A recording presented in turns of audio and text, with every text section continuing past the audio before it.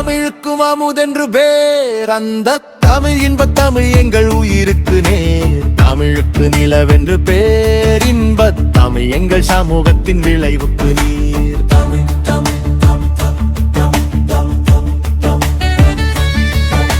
தமிழுக்கு மனம் என்று பேர், இன்பத் தமிழ் எங்கள் வாழ்வுக்கு நிருமித்த ஊர். தமிழுக்கு மதுவென்று பேர், இன்பத் தமிழ் எங்கள் உரிமை செம்பயிருப்பு.